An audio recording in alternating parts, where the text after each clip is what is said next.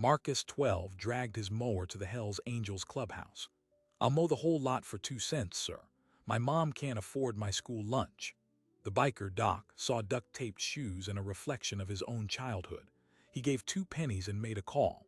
By sundown, 18 Harleys lined the street outside Marcus's rundown apartment. His mother stood frozen, expecting trouble. Instead, the bikers filed in with groceries, school supplies, and an envelope covering 6 months of meals. But that envelope was just the beginning. The question nobody asked that day was why a 12-year-old had to knock on a clubhouse gate at all, and what the San Bernardino chapter would do when they realized this boy's story wasn't a one-time fix.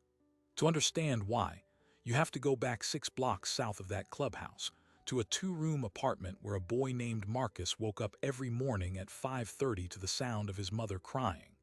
Not loud. The kind of crying that happens behind a closed bathroom door while the water runs so your kid won't hear. He heard. He always heard. Her name was Alina. She wiped down tables at a diner called Ruddy's off the interstate, 12-hour shifts that paid $9 an hour plus tips that never quite made it to double digits.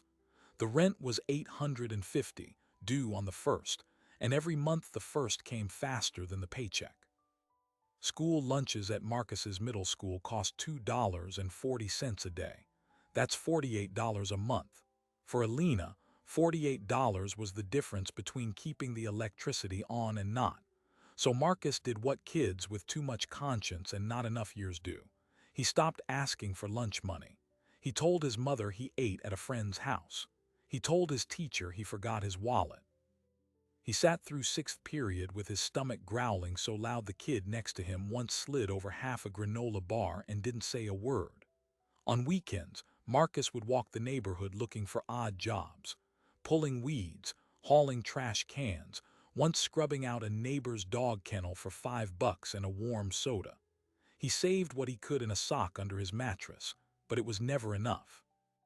The lawn mower belonged to his landlord, an old rusted push mower that had been sitting behind the building with a busted wheel. Marcus spent 2 Saturdays fixing it with parts he scavenged from a junkyard 3 miles away. He didn't know how to fix a mower. He learned by taking it apart on the back steps and putting it back together wrong 3 times before he got it right.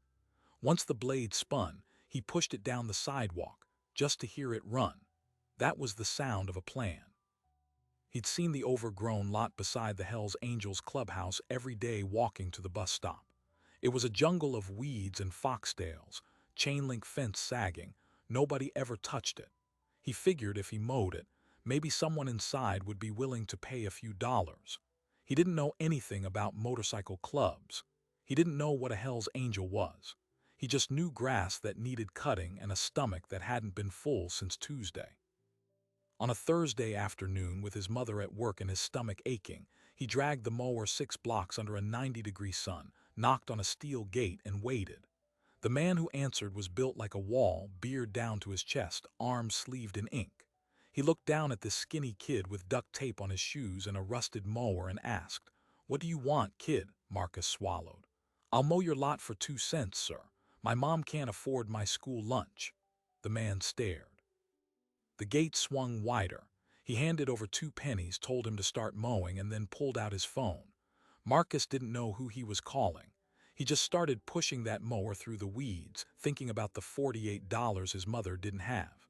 By the time the sun dipped low, the lot was clean. He loaded up the mower to go home. What he didn't see was the fleet of headlights igniting in the clubhouse parking lot behind him. 18 bikes. 18 engines rolling slow through the residential streets of San Bernardino, past the liquor stores and the check cashing counters, past the bus stop where Marcus stood every morning on an empty stomach. A procession of leather and chrome in a neighborhood where that sound usually meant something else entirely. Neighbors drew curtains. A man on a porch set down his beer and stood up. No sirens yet, but the air had changed. Alina was on the stoop, still in her diner uniform, the polyester stained with grease and coffee. She'd just gotten home, saw the empty space where Marcus usually did his homework, and then heard the thunder. Her first thought was not gratitude. Her first thought was that someone's son was in trouble, and she had no one to call. She walked to the edge of the steps, hands shaking, and watched 18 bikers kill their engines and dismount in unison. Then she saw Marcus walking alongside a man with a beard that nearly touched his belt buckle, the boy's hand in the giant's paw like it belonged there. The biker stopped at the bottom of the steps, removed his sunglasses, and spoke before she could find her voice. "Ma'am, my name is Doc. Your son mowed our lot today and told us something that wrecked every man standing in that clubhouse. You're not doing this alone anymore." Elena opened her mouth to say something, anything, but nothing came out. The tears she'd hidden behind the bathroom door for years just fell silently in front of 18 strangers. Doc didn't flinch. He nodded, and the men behind him moved forward in a quiet line. Grocery bags, school supplies, a new pair of sneakers in Marcus's exact size, because one of the bikers had noticed the duct tape and snapped a photo with his phone. The last man forward was a sergeant-at-arms named Chico, who pressed an envelope into Elena's hand. The envelope was thick, the kind of thick that covers 6 months of school lunches and then some. She tried to refuse. Chico stepped back and said, "Lady, the last person who tried to give us back money got her biscuits handed right back to her. We're not a good people to argue with." Inside, the apartment was small but suddenly full of a thing it hadn't held in years: noise. Men shuttling in and out like they were setting up a field kitchen. One of them fixed the broken cabinet door, another the leak under the sink without being asked. Marcus watched from the corner, still holding his 2 pennies which he'd polished on his shirt until they shined. He hadn't spent them. He'd never spend them. Those 2 pennies had unlocked a door he didn't know existed. But here's what you need to understand about Doc. He wasn't a soft man playing night. He was a man who'd buried a childhood that looked a lot like this one. His own mother, a single woman named Carol, had cleaned houses in Bakersfield for cash under the table. There was a winter in 1979 when they ate nothing but government cheese and stale crackers for 3 weeks. Doc never forgot the taste of hunger mixed with pride. When he saw Marcus at that gate, he wasn't seeing a charity case. He was seeing himself at 12, before the anger set in, before the choices that led to a patch on his back. And he decided in that split second that this kid was not going to walk the same road he did. Later that night, back at the clubhouse, the chapter gathered around a scarred wooden table. The president, a man they called Tucson, was a former Marine who hadn't cried since Fallujah. He sat at the head, arms crossed, while Doc relayed the story. The 2 cents, the duct tape, the whispered confession. Tucson listened, and when Doc finished, he looked around the room and said 2 words: "We're in." No vote was needed. The Hells Angels San Bernardino chapter had found a new mission, and it had nothing to do with engines. The weeks that followed were a quiet revolution. Every Sunday, 2 bikers showed up at the apartment with boxes. Not just food, but fresh vegetables from a member's farm, a slow cooker someone's old lady insisted they deliver, a stack of frozen meals labeled with reheating instructions. Elena fought it at first. She was proud, the kind of proud that wears a pressed uniform to a job that pays $9 an hour. But Doc sat her down one evening and said, "I spent 40 years trying to prove I didn't need anyone. All it got me was a bad liver and a divorce. Let the kids see something different." She nodded once, and the wall came down. Around week 3, the principal at Marcus's school called Elena in. He'd noticed the change. The boy was eating, his attention had sharpened, his grades had bumped from C's to B's. He wanted to know what had happened. Elena hesitated. She'd learned that people in official positions didn't always understand the way the world worked outside the lines. But she told the truth. The principal, a man named Mr. Delgado, leaned back in his chair and said, "I'm not going to pretend I know what to do with that information, but I see the result. Keep him fed. I'll see if we can get him into the after-school tutoring." It felt like a small victory, the kind that might actually hold. And then the news picked it up. A local reporter got a tip from a neighbor who'd seen the bikes and decided the story was about a gang grooming a family. The headline ran on a Thursday: "Hell's Angels adopt boy in troubled neighborhood, charity or recruitment." Within 12 hours, 2 county social workers showed up at Elena's door with a file and a list of questions. They sat at the kitchen table, notebooks open, while Marcus was in the next room trying to do his homework. One of them asked Elena if she understood the nature of the organization she was associating with. The other asked if she'd accepted cash payments that could be considered illegal compensation for services. The envelope of money, the one that had saved them, was now being held up as evidence of something sinister. Alina kept her composure, but inside she was crumbling. She'd spent her entire adult life avoiding the attention of the state, trying to stay invisible enough to raise her son without interference. Now, because she'd accepted help, her fitness as a mother was being questioned. The social workers left with a promise to follow up, and the moment the door closed, Alina put her head in her hands and thought about the bathroom at 5:30 in the morning. The tears had a new flavor now: rage. That same evening, Doc got a call from Tucson. The national chapter had caught wind of the story and wasn't happy. The Hells Angels were not a charity organization. They were a closed society with strict rules about public image and exposure. Tucson had been told, in no uncertain terms, that the San Bernardino chapter needed to distance itself from the family immediately or risk losing its charter. Doc stood in the clubhouse garage, phone pressed to his ear, and listened to his president deliver an ultimatum that would either erase the last 6 weeks or test the loyalty of every man in the room. The next morning, without telling Alina, Doc and 6 brothers rode to the county social services office and requested a meeting. They sat in the waiting room under fluorescent lights, patches visible, while the receptionist pretended to type and other visitors found reasons to leave. When the supervisor came out, Doc stood up and said, "Ma'am, I'm not much for speeches, but that boy upstairs from a house we never stepped foot in until he knocked on our door. We're not leaving now. You want to talk about recruitment? Line up every kid we've ever turned away and you'll have a long line of nobody. We're here because a 12-year-old dragged a mower across 6 blocks to feed his stomach. If that's a crime, arrest me." Then he set down a folder containing a notarized educational trust set up for Marcus's future, funded entirely by the club's private money. The supervisor looked at the document, then at the bikers. She didn't apologize, but she closed the file. And that should have been the end of it. But the real threat hadn't even stood up yet. The real threat was sitting in a Denny's off the interstate 2 days later, nursing a black coffee and a grudge. His name was Frankie. He wore no patch, but every angel in the room knew the weight of his shadow. Frankie was a national enforcer, the kind of man who only flew in when a charter had forgotten its place. He'd driven down from Oakland that morning, no bikes, no fanfare, and he was waiting for Tucson with a single sheet of paper on the table between them. A formal directive to dissolve the San Bernardino charter if they didn't cut all contact with the family within 48 hours. Tucson read it, folded it, and said, "You want to sit in that chair and tell a room of 60 men they're throwing a 12-year-old back to the wolves?" Frankie didn't blink. "I'm telling you, the club's not a foster agency. We've got heat from the feds on a RICO inquiry up north.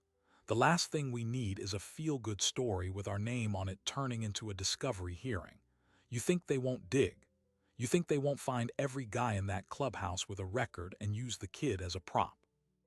You're not saving him, you're painting a target on his back." Word spread through the chapter by midnight. The men gathered in the clubhouse, the same table where they'd voted "we're in" 6 weeks ago. Doc stood at the end, arms folded. Chico was packing. A younger prospect named Skunk, barely out of his 20s, asked if they could just move the family to another county, start over. Doc shook his head. "Running doesn't solve a RICO. They'll follow the money. They'll follow the kid." The room split into factions, those who wanted to defy Oakland and those who saw the writing on the wall. For every 3 men ready to burn their cuts, there was one with a wife and kids at home who couldn't afford a federal indictment. Doc listened until the arguing became a roar, then he slammed a wrench on the table hard enough to crack the wood. "Nobody's throwing the kid away. Nobody's walking from Alina. But if we do this stupid, we lose everything and she still loses her son. We need a different play." He didn't have one yet, but something else was already unfolding across town at the diner where Alina worked. A man in a cheap suit sat at the counter ordering coffee and asking questions about the waitress with the son. Not a cop, a private investigator, hired by a name Alina hadn't spoken in a decade. Anthony Vickers, Marcus's biological father. Anthony had seen the news. saw the Hells Angels out front of his ex-wife's apartment on the local broadcast, and smelled money. He was a recovering addict with a stack of child support debts and a new wife who just lost her job. In court papers filed the next morning, he claimed Alina was endangering their child by consorting with a known criminal organization. He requested emergency custody and back support, citing the unexplained influx of cash, documented in the social worker's notes. The judge, a family court appointee who'd already seen too many cases about gangs and broken homes, issued a temporary hearing order for the following Tuesday. Marcus was to be placed with the father pending investigation, unless Alina could prove the bikers weren't a threat. Alina got the summons at 7 a.m., delivered to her door by a sheriff's deputy who kept his sunglasses on. She read the paper, saw the name Anthony Vickers, and had to sit down on the floor of her kitchen. Marcus found her there, knees pulled up, the paper crumpled in her fist. "Mom," she looked at him, and for the first time in his life he saw something in her eyes that wasn't sadness. It was fear. The kind of fear a mother has when the system is about to take her child and hand him to a man who once broke his arm, not violently but carelessly, the way a drunk stumbles into a door. Marcus didn't know that part. He just knew his father had left and never called. Now he was coming back, and it wasn't to be a dad. That same morning, Doc got the call from Alina. She didn't ask for help. She just told him what the court order said, her voice flat like someone describing a car accident they'd already walked away from. Doc listened, then drove straight to the clubhouse. The meeting was already scheduled with Tucson and the members to discuss Frankie's deadline, but now the calculus had changed. Doc walked in and didn't wait for quiet. "Anthony Vickers filed for custody, cited us as the reason, hearings Tuesday. He gets the boy until she can prove we're safe. You think the judge is gonna look at 61%er patches and see a scholarship fund? They'll see exactly what Frankie's afraid of." The room went silent. Frankie, who was still there, leaned against the bar. He'd been waiting for an answer. Doc turned to him. "You gave us 48 hours, the hearing's in 5 days. If we walk now, she loses that boy to a man who put her in the hospital 12 years ago. That's not RICO, that's history. I'm not asking you to like it. I'm asking for 5 days. Let us stand in that courtroom and tell a judge that the worst thing this chapter ever did was feed a hungry kid." Frankie stared for a long moment, then pulled out his phone and stepped outside. For the next half hour, Doc and the chapter waited. Tucson sat with his head bowed. Skunk kept his hands on the table. Outside, Frankie was talking to someone higher up, someone whose name no one spoke aloud. When he came back in, he didn't look happy. "You get 5 days, and after that, you're done. Not a donation, not a visit. The trust stays, but you're ghosts. I'll be watching." He walked out. The deadline hadn't disappeared, it had just moved, and now it was tied to the soul of a boy who was about to face a courtroom full of strangers deciding where he belonged. Doc didn't sleep that night. He made calls. Lawyers, social workers, journalists who'd covered the good story. Now they'd cover the ugly one. By morning, the chapter had secured a pro bono family attorney named Rebecca Chen, a 5'2" pit bull who'd gone toe-to-toe with CPS and won. She reviewed the case and told Doc, "The father's got no record of stable employment, a domestic violence charge from 3 years ago in Nevada, and a stepson who filed a restraining order. But none of that matters if the judge thinks you're the bigger danger. I can beat the custody. I can't beat the perception, unless you give me a narrative that makes you the safest thing in that kid's life." And that's when Doc realized the only move left. They had to go public completely on their terms. Not a charity stunt, but a public commitment that forced the court to see them as exactly what they were, a flawed, rough-edged group of men who'd stumbled onto a moment of grace and refused to let it go. He called a press conference for the next day in front of the apartment building, invited every outlet that had run the first story, and told Rebecca to have the trust documents, the report cards, and a signed affidavit from Mr. Delgado ready. The chapter would stand behind him, cuts on, and let the cameras see who they really were. That night, Marcus stood in the breezeway outside his apartment with Doc. The boy was quiet, turning those 2 pennies over and over in his palm. "Are you going to jail?" he asked. Doc knelt. "No, kid, we're going to court.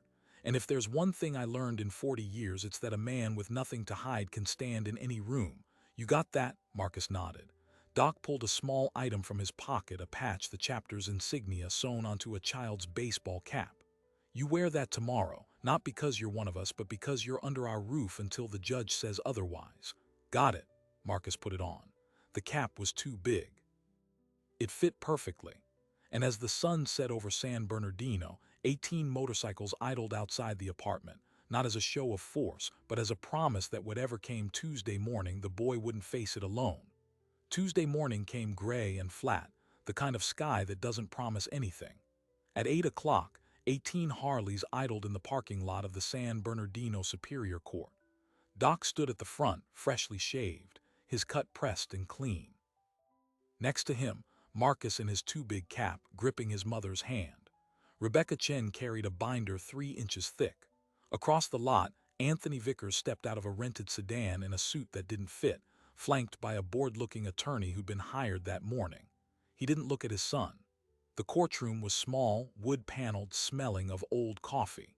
Judge Harriet Okonkwo presided, a woman who'd seen every version of family failure. She read the petition, looked over her glasses at the two sides, and said, "Mr. Vickers, you claim the mother's association with a motorcycle club constitutes an imminent threat to the child. I'm going to ask you to be specific."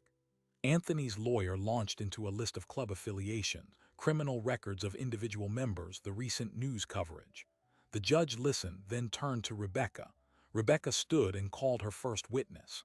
Not Alina, not Doc, Mr. Delgado, the principal. He testified to Marcus's grades, his improvement, the fact that for the first time in years the boy wasn't falling asleep in class from hunger. His mother, Delgado said, has done everything we ask, and these men, he paused, searching for the right words.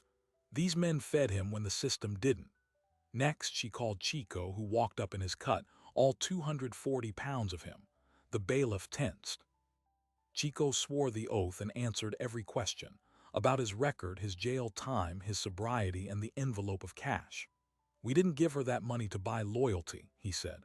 "We gave it because her kid mowed our grass for 2 cents, and we asked him why. You ever tried to eat a school lunch on a stomach that's been empty since yesterday? I have." The judge's expression didn't change, but she wrote something down. Then Doc took the stand. He told the story from the beginning, the gate, the rusted mower, the 2 pennies. He spoke about his own mother, Carol, and the winter of government cheese. He described the club's vote, the trust they'd set up, the grocery runs. He admitted the chapter had men with records, including himself. "I've done things I'm not proud of," he said, "but I never hurt a child, and I never will. This boy came to our door, not the other way around. I won't apologize for answering." The cross-examination was fierce. Anthony's lawyer tried to paint Doc as a manipulator, a predator. Doc didn't flinch. "You can call me whatever you want," he said. "I've been called worse, but that boy is eating. He's passing math, and he's not scared to go home." The lawyer dug into the RICO investigation, but Rebecca objected, and the judge sustained.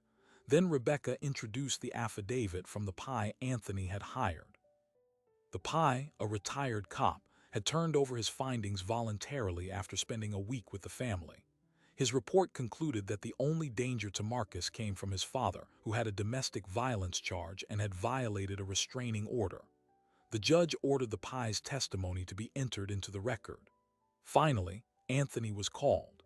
He stumbled through his claims, contradicted himself about his income, and when asked when he'd last seen his son, he couldn't remember the year. The judge ended the questioning herself. "Mr. Vickers, you failed to demonstrate a genuine parental relationship. The court does not remove a child from a stable, loving home to satisfy a grudge or a debt. Your petition is denied." Then she addressed the gallery. "As for the Hells Angels, this court does not endorse any organization, but it recognizes that the state's function is to protect children, and when private citizens step in where public systems fail, the remedy is to fix the systems, not punish the child." She closed the file. Marcus looked up at Doc, and Doc's eyes were wet. Outside, the bikers didn't cheer. They just mounted their bikes and rode slowly back to the apartment. Frankie was waiting there, arms crossed, but he'd already heard the news. He approached Doc, nodded once, and said, "Trust stays, you don't. That's still the deal." Doc agreed. He knew the limits, but the deal didn't mean the family was abandoned. Over the next year, the San Bernardino chapter dissolved their direct involvement, yet the trust continued anonymously. Alina got a better job through a contact Chico knew, a dispatch office that paid 15 an hour. Marcus joined the after-school tutoring program and by 8th grade was on the honor roll. The 2 pennies sat in a glass case on his nightstand. And then the surprise. On Marcus's 14th birthday, a package arrived at the apartment with no return address. Inside was a motorcycle helmet painted with flames and a single word on the back, scholarship. A note from Doc, for when you're old enough to ride and smart enough to build your own engine. The helmet wasn't a bribe. It was a promise that the boy's future wasn't limited to the 6 blocks around his apartment. He'd grow up, and when he did, there was a path, one he could choose, not one forced upon him. Tonight, the chapter would have its final party, a quiet one, to mark the end of the official project. But as Doc would say later, the thing about a yes given at a steel gate is that it doesn't expire. Somewhere, a boy was sleeping with a helmet on a shelf, and a bell on a Harley was waiting for the day he'd answer. And you know, it's funny. The system had every warning label. Leather vests, tattoos, a clubhouse the neighborhood crossed the street to avoid. By every metric we're taught to trust, those men were the threat. Yet when the state, the father, the reporters, and the gossip all circled that little apartment in San Bernardino, the only wall that held was built of bikers. Because a 12-year-old knocked on a gate and said something his mother had been whispering into bathroom towels for years. And a man called Doc, who'd buried his own hungry childhood under 40 years of leather and road dust, did not make a donation. He made a decision, not to save a family that came later, but to open the door, then to stand in a courtroom and say, yes, I'm the one you're afraid of, and here's exactly what I did. The uncomfortable truth is, most of us have a door we don't open. We see the patch or the skin color or the duct tape on the shoes, and we calculate risk before we calculate humanity. 5 neighbors said no before Booker and Hattie Tate. If Doc had been the 6th, a little boy with 2 pennies in his pocket would have gone home hungry that night and every night after, and the world would have never known the difference. So the question I want to leave you with isn't about bikers or courtrooms or even Marcus. It's about you. When the knock comes, the inconvenient one, the one that doesn't look like your kind of help, do you open the door or do you pull the curtain shut? I'm asking myself too. If this story landed somewhere in your chest, drop a heart in the comments. Subscribe so the algorithm knows to bring you the next one. And share this with someone who's forgotten that quiet kindness still rearranges futures. Because somewhere tonight, a boy is dragging a mower up to a gate, and he's about to find out which kind of world he lives in.